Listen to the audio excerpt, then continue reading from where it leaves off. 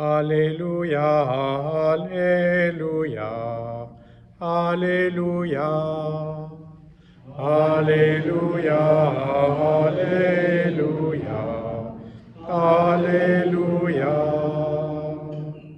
Notre Sauveur Jésus-Christ a détruit la mort. Il a ouvert à tout croyant les portes de la vie.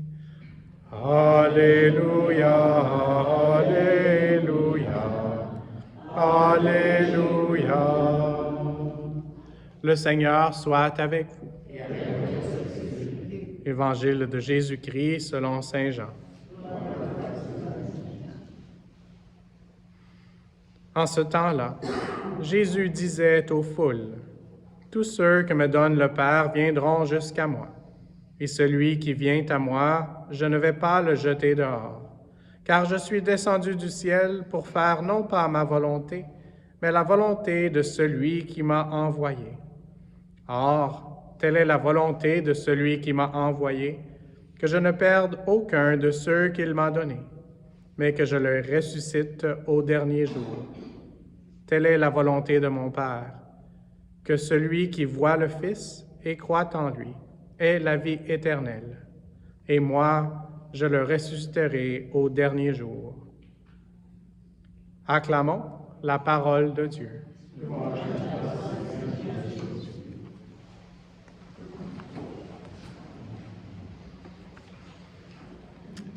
Merci pour être ici. On a presque rempli la crypte.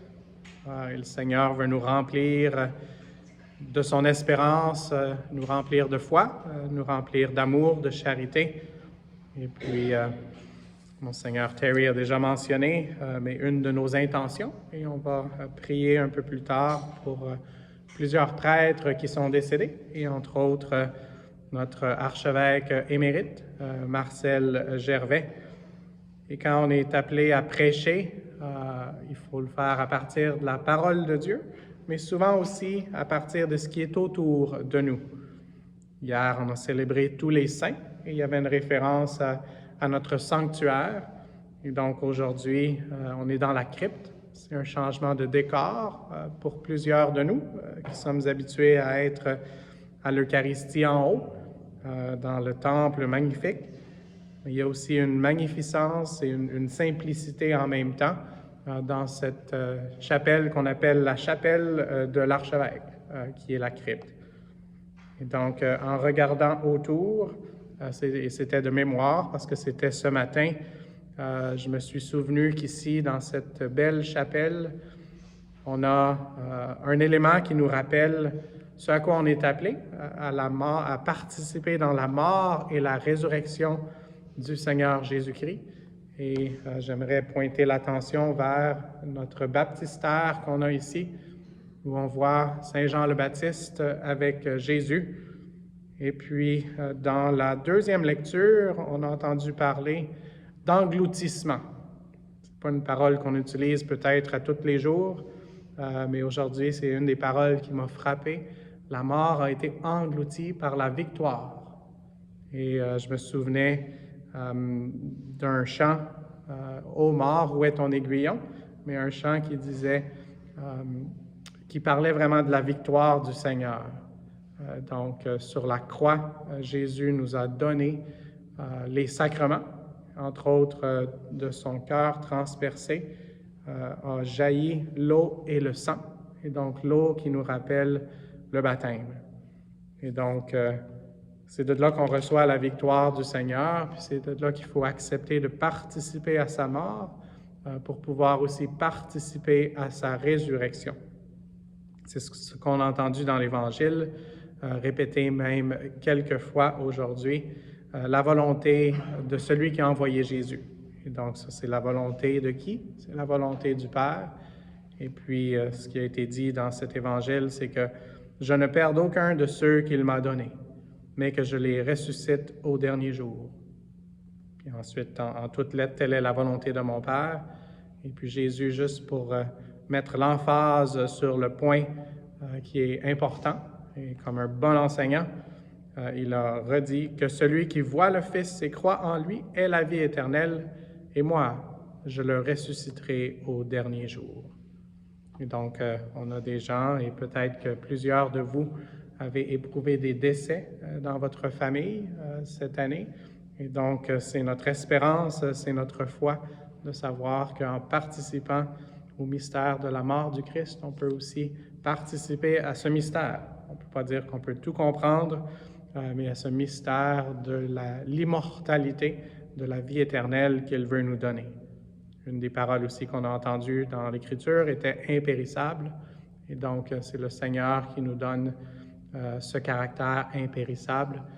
Et dans un moment, nous allons recevoir son corps et son sang, qui va nous mettre en communion avec Dieu et en communion les uns avec les autres pour cheminer avec celui qui est le chemin et la vérité et la vérité et la vie éternelle. Alors, c'est vraiment en lien avec lui et les uns avec les autres que nous pouvons avancer. Je vais juste conclure, parce que peut-être qu'il y a des gens qui doivent retourner au travail avec une partie du travail que le Seigneur veut faire en nous. Et dans le psaume, on a parlé de habiter la maison du Seigneur tous les jours de ma vie. Et donc ça, c'est quelque chose qu'on doit essayer de répondre à l'appel du Seigneur qui nous appelle à sa maison ici sur terre. Mais la maison du Seigneur, c'est aussi, et c'est peut-être surtout, au moins en proportion de temps dans l'éternité, c'est surtout la maison de la Jérusalem céleste à laquelle il nous appelle tous les jours de notre vie éternelle pour admirer le Seigneur dans sa beauté et m'attacher à son temple. Et donc, c'est la prière qu'on fait pour tous les défunts, pour tous les gens qu'on connaît, pour tous les gens qu'on ne connaît pas, surtout ceux qui en ont le plus besoin, ceux qui, encore une fois, comme le psaume le dit, sont en recherche de la face du Seigneur, afin que, par le sacrifice de cette Sainte Eucharistie, ils puissent avoir la vision béatifique. Et donc, une des images que j'avais dans mon homélie de la fin de semaine que je n'ai pas utilisée, c'est le sourire béat qu'on va avoir quand, que par la grâce et la miséricorde de Dieu, on va pouvoir le voir face à face. Parfois, les bébés, quand ils voient leur mère ou leur père qui arrive, ont ce sourire béat. Et donc, prions pour que, par la miséricorde de Dieu et nos prières aujourd'hui, plusieurs personnes puissent avoir cette rencontre face à face avec le Seigneur et ce sourire béat, et que nous aussi, nous puissions continuer de sourire avec la foi et l'espérance que le Seigneur a une place pour chacun de nos défunts dans nos familles et une place pour chacun de nous. Donc, préparons-nous à dire présent quand il nous appellera.